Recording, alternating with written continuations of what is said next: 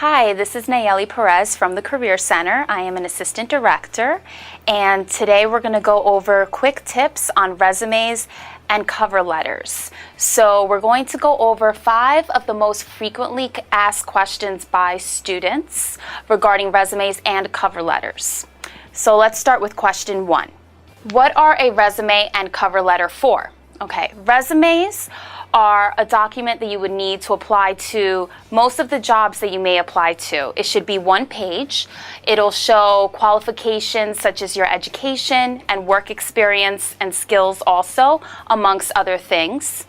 Cover letters may or may not be asked when you're applying for a position, but it's still a good idea to have a cover letter prepared for a position you're applying for. A cover letter should be 1 page, and it shouldn't be a copy of your resume. A lot of students will pretty much copy their work experience from their resume and put it on their cover letter. But what the cover letter should really do is enhance on your experience and also show why you would be a good fit for the position you're applying for. Question number 2. What are the steps for completing a resume?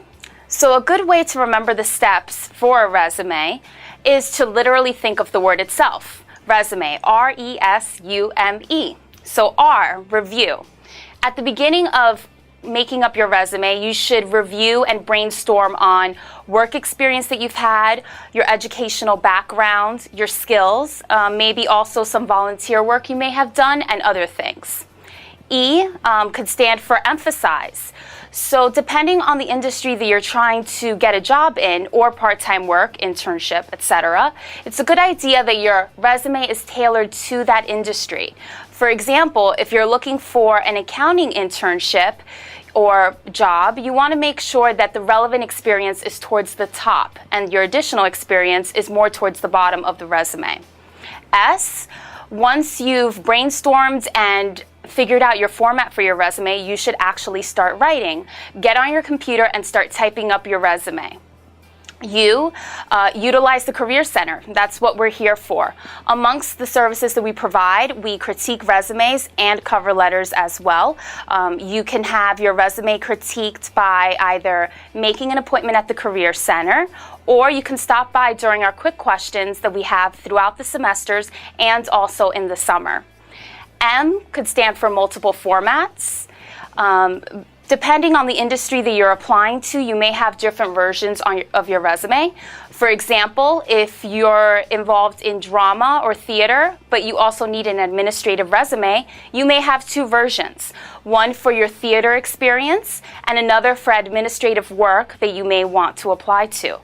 Also, it's a good idea to not only have your resume saved as a Word document, but also as a PDF. That way, if you send a PDF to an employer, there's a lesser chance of it downloading correctly on the employer's computer. And last but not least, E, standing for edit as necessary. So editing your resume or making up a resume is a never-ending process. As you get more experience and apply to different types of industries or jobs, you may need to edit your resume. So that's why the Career Center is always available to meet students once and maybe more often along the way to see that your resume is up to date for your needs. Question number 3, what are some resume's do's and don'ts? So some definite do's are having your resume be a page, especially if you're looking for an entry-level position after graduation. You want to make sure that the font on your resume is readable, so try to stay away from Comic Sans or any funny type of fonts. You also want to make sure that the font is readable. So the smallest it should be is probably 11-point font. Also, since you'll have different types of information on your resume, you want to separate the different sections by section headings and make sure that they're noticeable by bolding the font of the headings and underlining them as well if you would like. Some examples of headings would be education, work experience, relevant experience, volunteer work, etc. Some resume don'ts. So your resume, since it is a page, should be succinct. So you want to avoid having long paragraphs on your resume.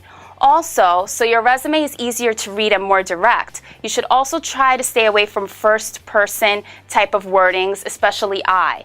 Instead of saying I ran the cash register at a certain position, you could start that phrase with a verb. Question number 4, how do I write a cover letter? So like I mentioned before, a cover letter should be 1 page, and you want to start by having the appropriate heading.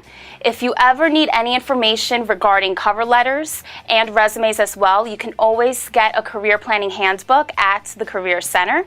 But to start off your cover letter, you want to address it by either the name of the person that's the contact for applying for the position, or if you do not have the name, Dear Hiring Professional. You want to try to avoid addressing the cover letter to whom it may concern because it doesn't sound as personable.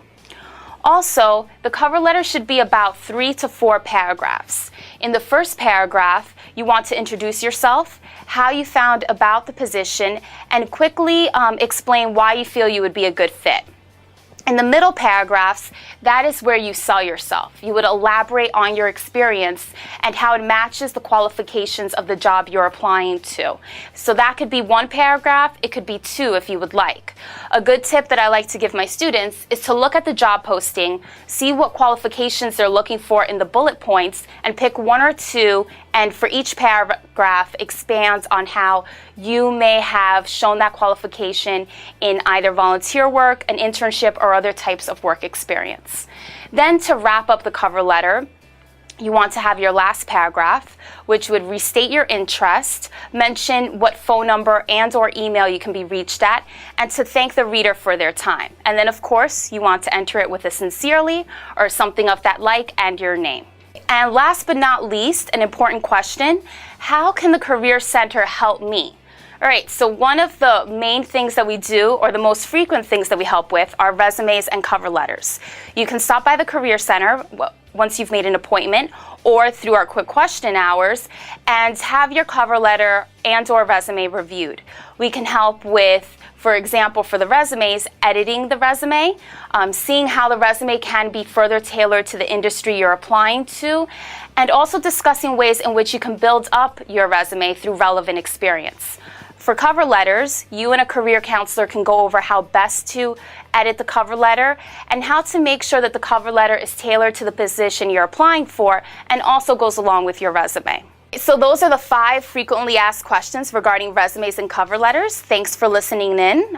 Remember, this is step 5 on your Path of Pride. So if you want to find out more about the Path of Pride and step 5 in particular, you can stop by the Career Center, visit our website, or even better yet, make an appointment at 463-6060.